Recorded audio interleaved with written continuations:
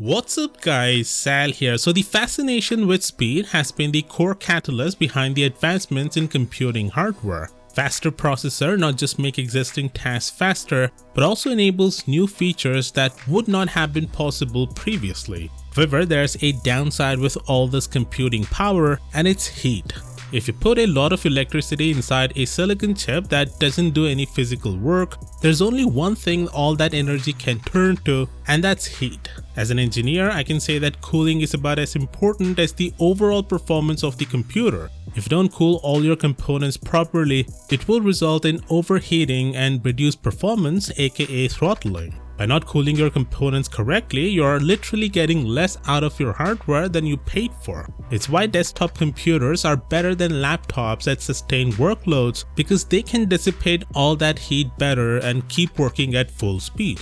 Now, you might have heard a million times by now that Samsung's new chipset on the Galaxy S22 is faster than the competition, especially the AMD GPU. But what's the use of all this computing power if the phone starts throttling just 10 minutes after you start using a resource-hungry app or play games at max settings? That's why it's important to have a good cooling system for the phone to perform better at sustained workloads, and that's the reason Samsung has decided to use a vapor chamber cooling solution for the Galaxy S22 lineup.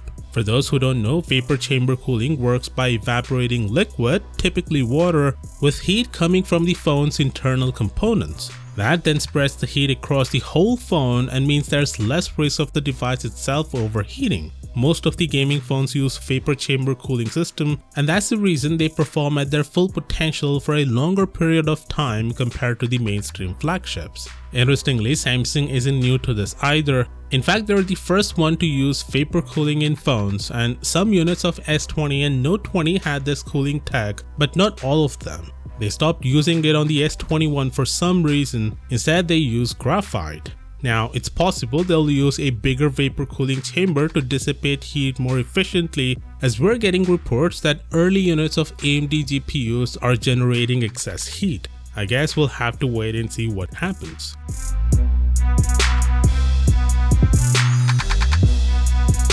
I know that a lot of you are fans of expandable storage options, and you were asking whether or not the S21 FE has one. Well, the handset has been certified through the TENA agency, and it mentions the handset will have 128 and 256 gig storage variants, along with the support for a microSD card slot.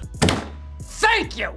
But weirdly enough, the maximum card supported is only 256 gigabytes. Now, whether or not this is an error on the certification part remains to be seen, but even a 256 gigs expandable storage option is good news nonetheless.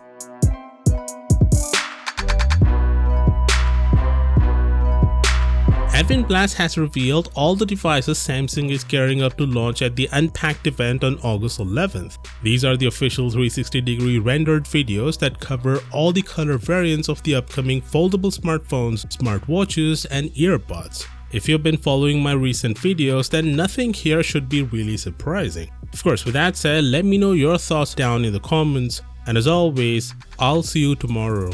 Peace out.